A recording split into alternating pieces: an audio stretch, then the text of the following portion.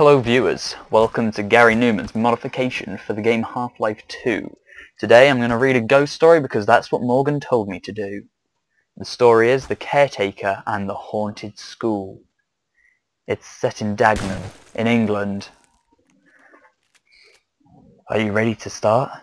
You might want to turn off the lights or something dumb like that. I don't even know. Seagulls! Yeah, you probably shouldn't be speaking that much, Morgan. Okay. Look at all the seagulls. Die! They're pigeons, you idiot. Okay, on with the story. My story goes back to the late... what? That makes no sense. My story goes back to the late... 10,000... Oh, what? That's not a date. I think he meant to write something different. Okay, I'm going to read this the way I think he meant to write it. My story goes back to the late 1970s, early 80s, when my dad was a school caretaker in a local senior school in Dagenham. My dad was a relief caretaker, so he moved from school to school when needed. He worked in the daytime, but would sometimes need to work evenings when the halls were rented out for meetings, etc. His role would be to lock up after they had finished. Anyway, one evening my dad was checking the rooms were all locked and shutting off the lights when he heard children's laughter, just a few yards away. Around the corner leading to another corridor, my dad shouts, "Who's there?" The laughter continued. It sounded like a few children now, like they were talking and laughing amongst themselves. My dad knows everyone has left for the evening, so no one should be here. He shouts again as he's approaching, "What are you doing here?" The laughter and chattering continues as he approaches the bend and turns. Then silence. Not a giggle, a word, nothing. Just silence. My dad's startled at the sudden stillness of the place, and as little concerned as at this point he fears kids have gotten into the school as a prank. He decides to check for any open doors or windows, but finds them all shut and locked. At this point he decides to lock up and get out, as the incident may have left him feeling unsettled, to say the least.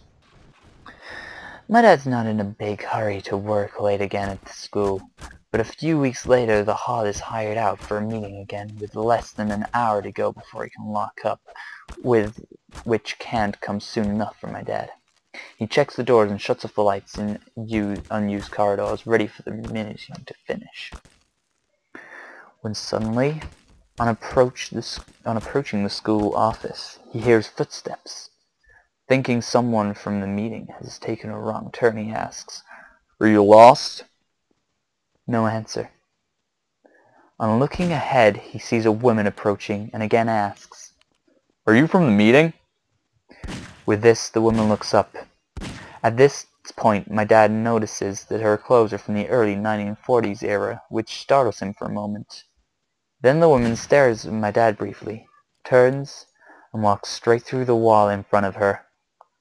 Now my dad's really freaked out, and hurries back to the hall to see the last of the visitors out. He locks up as quickly as possible, dropping his keys in his haste. Locking the final door, my dad rode a bike then, not ideal when you want a quick escape, but on he jumped, pedaling as fast as he could. I can only imagine the fear he had while pedaling home that dark night, reenacting in his mind what he had just seen, and half scared to death. My dad never went back to that school. The very next day he went to the town hall and asked to be moved to another school. They asked why, so he told them. Sure, he'd been mocked, but they surprised him. They told him he wasn't alone in what he saw, and that in World War II a classroom of pupils and their teachers were killed in a bombing. Note, the paid version of this app contains thousands of searchable ghost stories. By now, if you love ghost stories, you won't be disappointed. Terrify yourself, terrify your family, terrify your friends. Read all 28 comments. No, that's not happening. I guess that's the end of the ghost story. Story 2. The Steps. Set in Eastbourne, England, United Kingdom. I'm a great believer that after death you have a choice. Move on to the next stage or hang around where you're not wanted. I'm also a believer that a lot of people choose the latter. About 15 years ago, my friend, who I'll call Stu, and I were hanging on our motorbikes on a Sunday evening. We used to get up to a lot of stupid things on those bikes. Tonight was no exception. We decided to take a ride up to the Downs, which was a huge set of wooden hills surrounding the seaside town where we lived. These hills have a lot of history, and are still a much-used suicide spot due to the cliffs which form part of the Downs. After about 5 minutes of riding on the main road, we came to a set of steps cut into the hillside, which after about 10 meters or so became part of the hill, and then the woods. We stopped and pulled in at the foot and together stared up into the gloom. By now it was dark, and also, typically, it started raining. Our bikes were little trail bikes, which we had done a few modifications on. Mine was great for top speed, a massive 72 miles per hour. Stu's was stupidly quick on acceleration. Before I knew what was happening, Stu had pointed his bike towards the steps and zoomed up them into the dark and out of sight. I was left there alone to ponder just how wet it was getting when 20 seconds or so later, top of the steps, Stu's back wheel appeared from the pitch dark, closely followed by the rest of the bike. Bouncing down the steps with Stu on top, looking unstable to say the least. Backwards he allowed the bike to roll down the steps until he reached me. Then without a word he sped off up the road. Again I was left there alone, this time wondering why he was in such a rush. I thought I'd best follow him, as I could see he had stopped about 50 meters up the road. I rode up to him just as he was taking his helmet off. The rain by now was pouring down, and there was also thunder and lightning. What I was more concerned about was the look on his face. He was pale and basically looked at death's door. "What's going on?" I asked. "Did you see that?" he said. We both looked back down the road at the same time to the steps, which only the few nearest to the road were visible. It looked just as we had left it. "What happened?" I asked, this time with a grin on my face, expecting him to say his bike had malfunctioned or something. "There was something at the top of the steps. My headlight shone and run on it." Again, we both turned and stared down the road to the steps. To my total amazement, this time it was not as we had left it. There was something there, moving very slowly, making its way down the steps. In the complete darkness, it was clearly visible. It glowed. It moved smoothly and without hesitation, and more alarmingly, without legs. It was not touching the ground.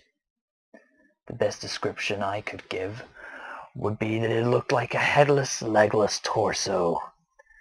We looked at each other for a second, then back down the road. It was now reaching the last few steps, and when it did, it turned and began coming up the road towards us. It moved slowly, but seemed to cover a lot of ground fast. With no time for the helmets, we slung them over the handlebars and absolutely pushed those bikes to their limits to get the hell out of there. As we rode, we both knew we had a choice to make. There was a crossroad coming up. Left would take us deeper into the Downs. Right would take us back up towards the town, but also bring us on a close parallel, the lower road to where we were trying to get away from. We went right. By now, Stu had begun to pull away from me, being that his bike was quicker than mine. For years I gave him grief about it. I had just begun to get myself back to a safe, road-worthy state, only to lose it again, over and over again.